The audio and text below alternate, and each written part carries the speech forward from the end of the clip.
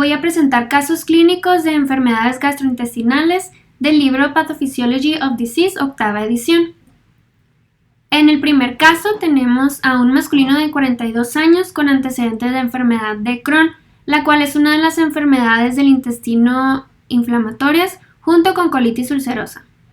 Nuestro paciente ha presentado 2 exacerbaciones de la enfermedad en el último año y ahora se presenta en urgencias presentando un día de dolor y distensión abdominal, estreñimiento, náuseas y vómito con bilis. A la exploración física presenta fiebre, múltiples úlceras aftosas orales o aftas, ruidos intestinales hiperactivos, abdomen distendido y sensible sin una masa apreciable. Y su radiografía indica una obstrucción del intestino delgado. Hay muchos factores que se especula que contribuyen al desarrollo de la enfermedad de Crohn. Sin embargo, estudios recientes han identificado que el desarrollo de la enfermedad se debe a una respuesta inmune inapropiada a la microbiota de la luz intestinal.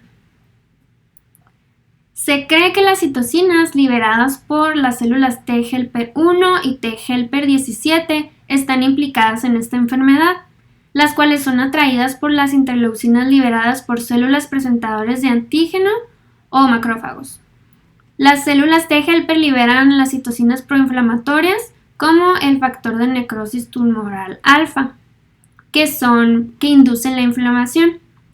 Normalmente el intestino es capaz de modular la respuesta inflamatoria, por ejemplo por medio de la interleucina 10, que suprime la inflamación, pero este proceso puede estar defectuoso en la enfermedad de Crohn, resultando en una inflamación no controlada. Hay experimentos en ratones que han reportado que estos no tienen la interleucina 10, por lo que desarrollan inflamación intestinal espontánea. Entonces, la teoría es que puede ocurrir algo parecido en el ser humano. Nuestro paciente presentó una de las complicaciones de la enfermedad de Crohn más común. En la radiografía se pueden apreciar múltiples niveles hidroaéreos, así como dilatación de asas, lo que indica una obstrucción del intestino delgado. Otras complicaciones de la enfermedad serían la perforación del intestino, fístulas, abscesos, enfermedad perianal, carcinoma y malabsorción. La enfermedad de Crohn también tiene manifestaciones extraintestinales. En primer lugar de prevalencia está artritis. Aún no está definido el mecanismo patogénico, pero se cree que está relacionado con la misma alteración de la respuesta inflamatoria, al igual que la hepatitis activa autoinmune crónica. También hay manifestaciones oculares como la uveitis o de la piel como el eritema nodosum. Las manifestaciones de los conductos biliares es la colangitis esclerosante. La nefrolitiasis se cree que se relaciona a un aumento de la absorción de oxalacetato asociado a esteatorrea que algunos pacientes con esta enfermedad presentan. La amiloidosis y la enfermedad tromboembólica también se relacionan al proceso inflamatorio y de igual manera se puede desarrollar desnutrición por la malabsorción y aftas. Hay varias razones por las cuales las aftas son relevantes en la clínica de estos pacientes. Número 1.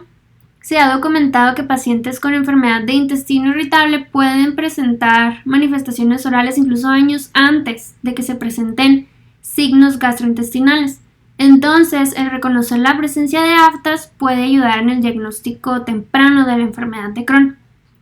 Número 2. Sirve en el monitoreo de la enfermedad, ya que muchas veces las aftas preceden a las manifestaciones gastrointestinales.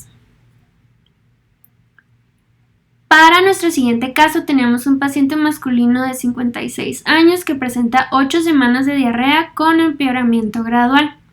Niega viajes o infecciones recientes, así como el uso de antibióticos, y en la consulta refiere 8 evacuaciones flojas y acuosas por día, ocasionalmente mezcladas con sangre. Además presenta fatiga y malestar en el cuadrante inferior izquierdo.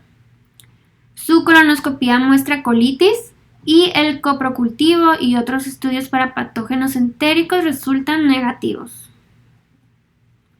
Basándonos en la presentación del paciente, se puede inferir el diagnóstico de colitis ulcerosa.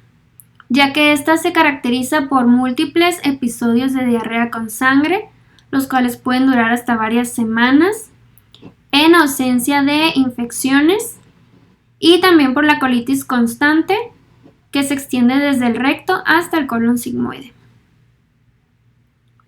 Aquí observamos algunas manifestaciones de la enfermedad.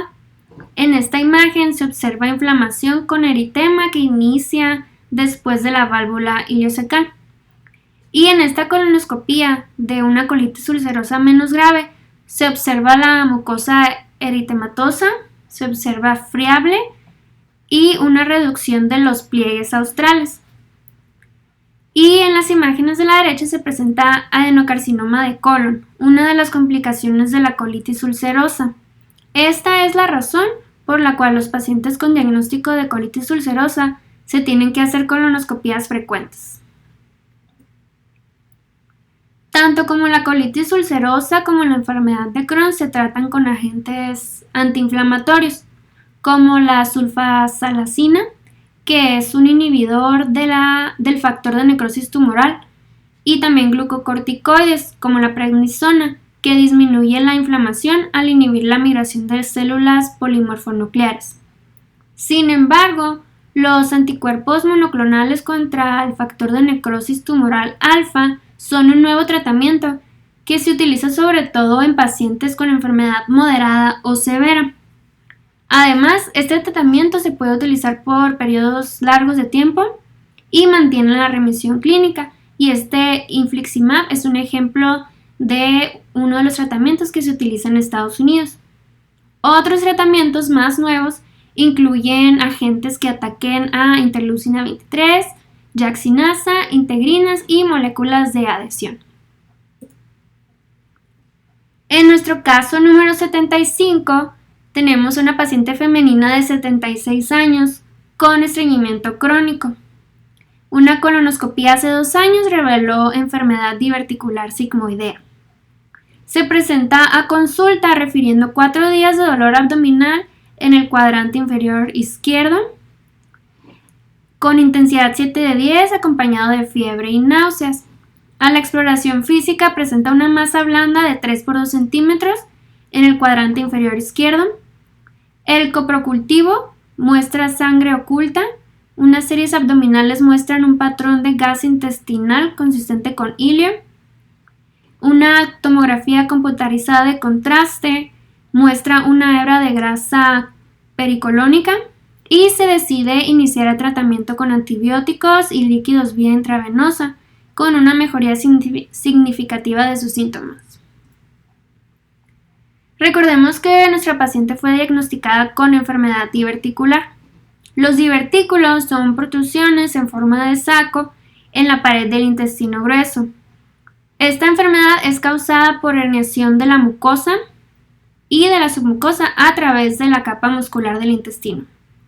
Se cree que son anomalías estructurales y funcionales las que contribuyen al desarrollo de la enfermedad.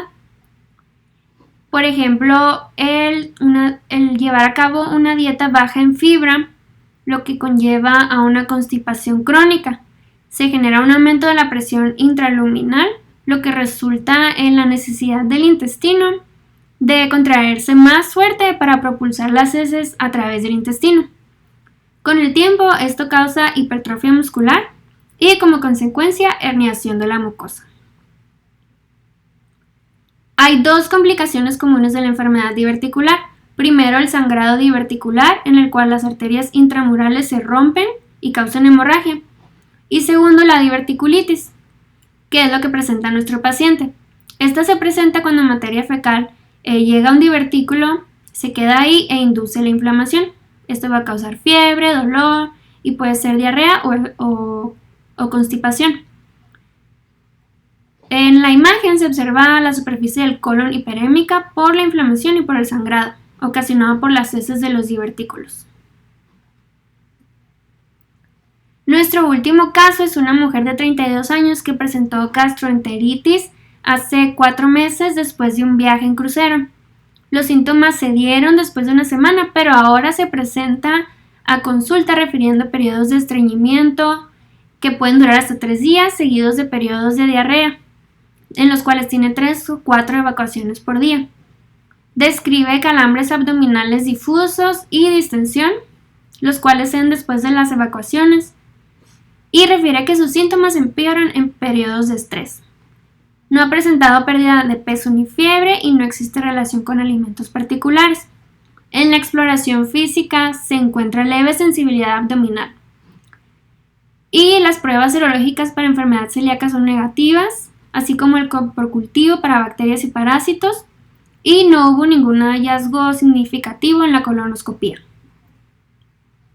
El diagnóstico más probable de esta paciente es el síndrome del intestino irritable porque presenta los 3 síntomas característicos, que son 1. Periodos de estreñimiento alternados con periodos de diarrea, 2. Calambres abdominales difusos y 3. Distensión. Además, el estrés parece tener influencia sobre estos síntomas. Sus resultados de laboratorio y colonoscopía son negativos y es común que el inicio del síndrome se dé después de una gastroenteritis. Existen varias teorías que intentan explicar el síndrome del intestino irritable. Se cree que los pacientes tienen anomalías en su motilidad gastrointestinal. Normalmente las contracciones peristálticas ocurren 6 a 8 veces al día. En estos pacientes se encuentran disminuidas. También se cree que estos pacientes presentan hipersensibilidad visceral, lo cual se puede deber a alteraciones en la sensibilidad del sistema nervioso intrínseco y extrínseco del intestino, lo que causa sensaciones exageradas de dolor e incluso anomalías en la motilidad y secreciones intestinales. Algunos pacientes refieren que los síntomas empeoran después de comer ciertos alimentos, pero el papel de esto en la fisiopatología de la enfermedad no está claro. También se ha considerado la disbiosis intestinal como una posible etiología, más que nada por el hecho de que algunos pacientes mejoran ya sea con el uso de probióticos o con el uso de antibióticos, como nuestro paciente. También se considera la posibilidad de un proceso inflamatorio, ya que se ha reportado infiltrado de linfocitos en el intestino y también casos donde hay destrucción de las neuronas del sistema nervioso entérico.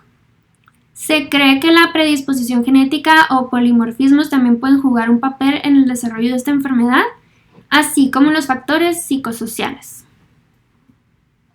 Aquí están mis referencias si gustan leer más sobre cada tema.